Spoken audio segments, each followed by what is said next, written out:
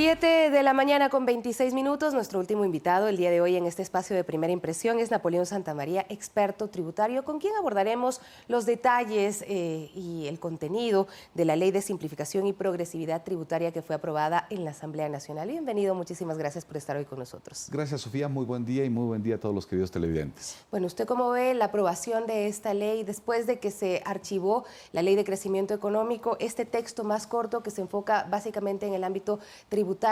¿Qué efectos tendrá en el país? En primer lugar, yo creo que es una muy buena noticia para el país. El país necesitaba una ley tributaria, más que por efecto recaudatorio, porque vemos que la ley recaudará entre 500 a 700 millones en los 3 años donde la ley es fuerte. Frente al déficit fiscal de 3.500, esto no es una forma potente para solucionar el problema del país. No con esto se arreglan todos los problemas. Y esto hay que decirles claramente y transparentemente a los ciudadanos.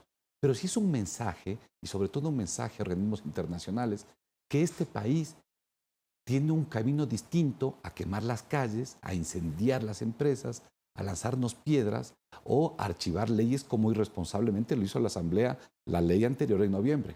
Un país, Sofía, sale adelante cuando los actores políticos tienen el talento mínimo de llegar a acuerdos pro beneficio del país. Y esto es lo que hay que exigir ahora.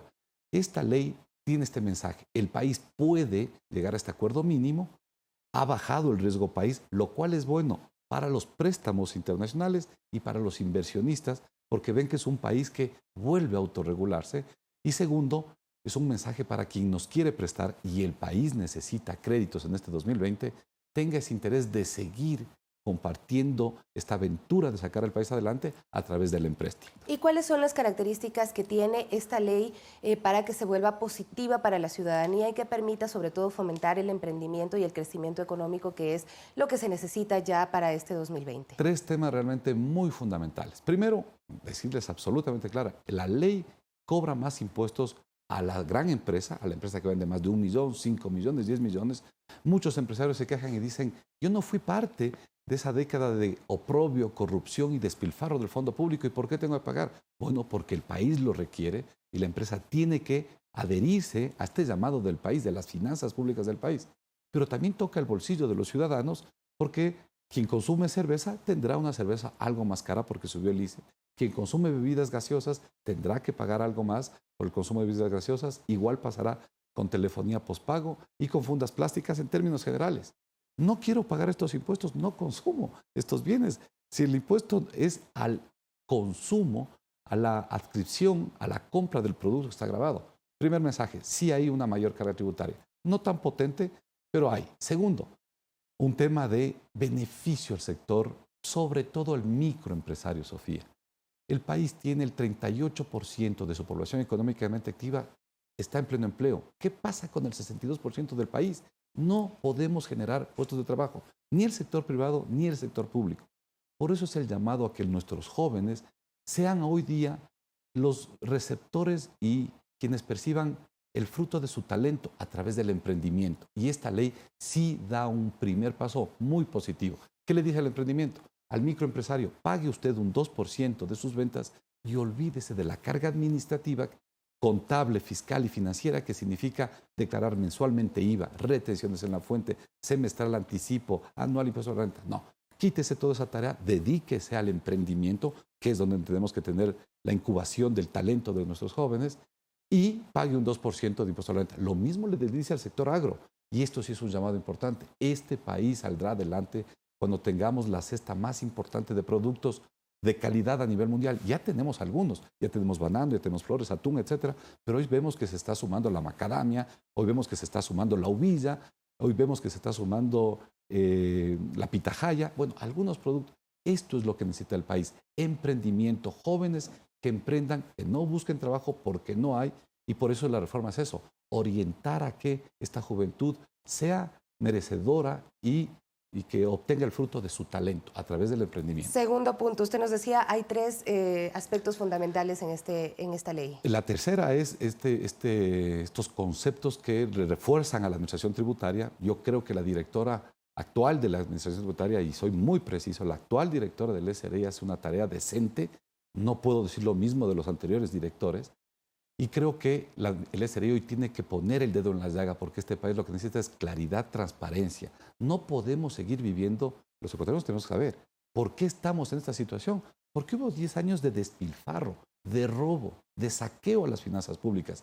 Y esto se paga. Hoy estamos pagando esto. Que no nos vuelva a pasar eso. Y por lo tanto el llamado es que el SRI haga, este es el tercer mensaje de la ley, haga un control. ¿A qué, Sofía? Primero, a quien no paga impuestos.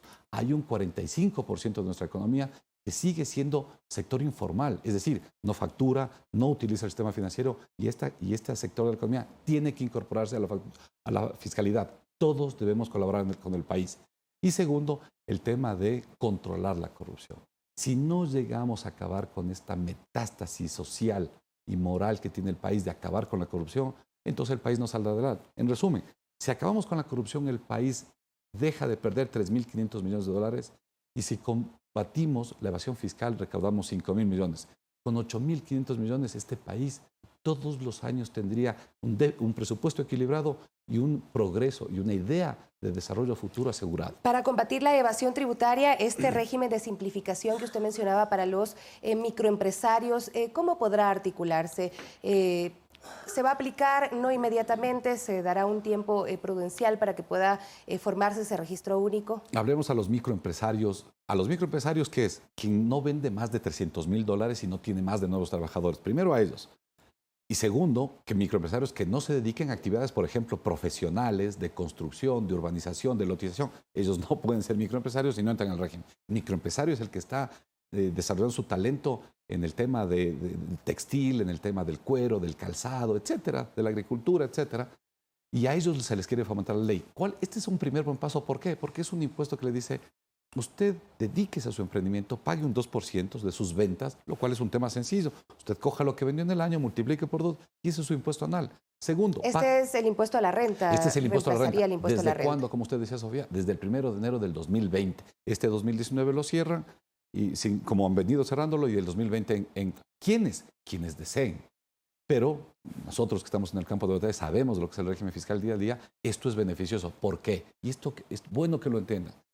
Cuando los países van a esto que se llama flat tax, un impuestos únicos, este es el primer paso. El segundo paso es regímenes laborales beneficiosos para este sector microempresarial. Esto es el segundo paso que debe abordar el país. Tercero, un régimen de seguridad social también beneficioso para este sector.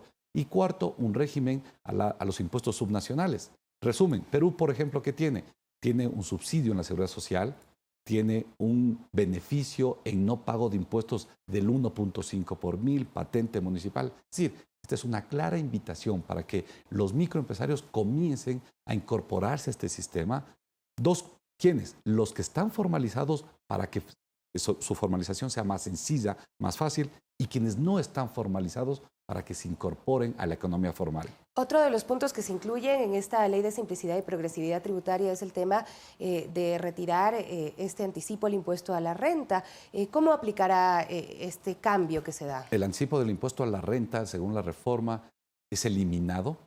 Yo creo que hay una pretensión desmedida y no técnica por parte del sector empresarial, se equivocó, porque lo que Correa y el correísmo creó era un anticipo mínimo de impuesto a la renta. Esto ya fue desmantelado el año anterior, ya no había anticipo mínimo de impuesto a la renta, lo que había era un anticipo de impuesto a la renta, que todos los países lo tienen, y hoy día se desmantela y ya no existe en el país. A partir del año 2020 ya no hay anticipo de impuesto a la renta. Bueno, el sector empresarial ha dicho que esto efectivamente quitaba liquidez, y sí es verdad, quitaba la liquidez, el anticipo mínimo, que iba en contra del desarrollo de las empresas, y es verdad, iba en contra del desarrollo de las empresas. Hoy día que está desmantelado, la invitación es clarísima. Tenemos que tener un sector empresarial activo, motivado, quitar ese pesimismo y ese comentario negativo. Un país no nace, no sale ni se desarrolla con negativismos. Tenemos un país afortunadamente, Sofía, rico y productivo, y por eso la invitación.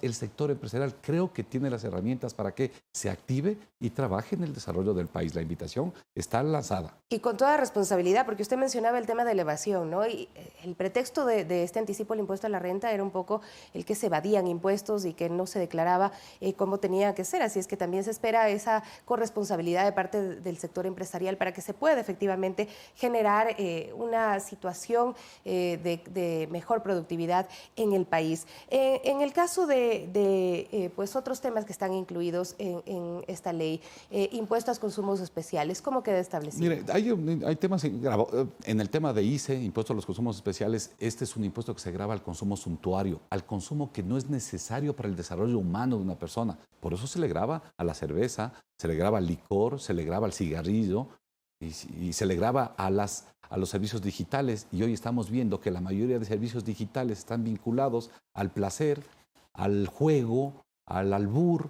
Y entonces está bien que un país como el Ecuador controle el egreso de divisas a plataformas internacionales del exterior, porque los ecuatorianos lo que están consumiendo es videojuegos, es póker y cosas que no le hacen bien al país.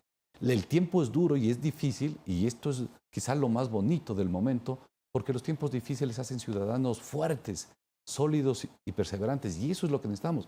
Yo comparto, Sofía, el llamado es clarísimo. El sector empresarial está invitado para que se reactive.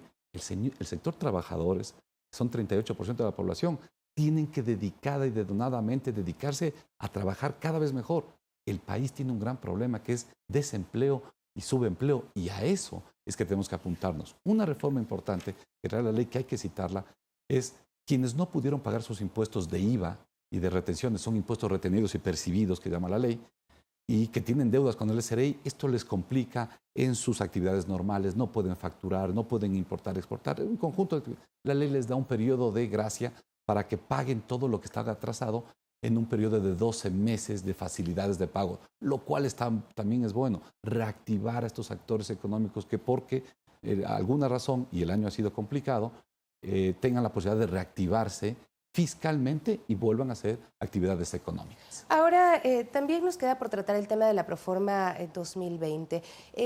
¿Cómo está segmentada? ¿Qué lectura le da usted al tratamiento que se ha tenido con esta Proforma? Mire, la lectura de la Proforma me parece a mí nuevamente un jalón de oreja a la Asamblea, y hay que decirle claramente, si en el país, Sofía, no nos decimos las cosas honestamente, seriamente y técnicamente, no con piedras como en octubre, no con palos ni con quemar llantas, no, diciendo las cosas serias, pero de frente, la Asamblea comete el error de decir, por ejemplo, que el gobierno quiere monetizar 2.000 millones de dólares de activos públicos y que los ha puesto en el ingreso corriente, y que puede haber un error técnico. Bueno, si es que hay un error técnico, esta Asamblea ya aprobó un presupuesto similar al año anterior con 1.000 millones. Por lo tanto, no pueden decir que lo que aprobaron el año anterior estaba bien y lo que ahora aprueban está mal.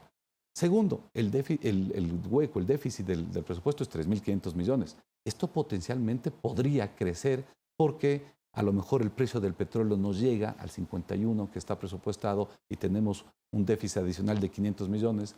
Hay 700 millones más en contribuciones que a lo mejor no se llega, y la Proforma prevé una eliminación de subsidios que el país tiene que volver a discutir, tiene que volver a debatir. Este país no puede seguir subsidiando a clases medias y altas como son los combustibles de la gasolina extra y ecopaís. Esto se orienta a la clase media alta del país, y el país no puede subsidiar a esta población. Y segundo, se despilfarra en el contrabando y en bolsillos de gente corrupta que saca estos hidrocarburos a los países vecinos. Esto hay que controlarlo.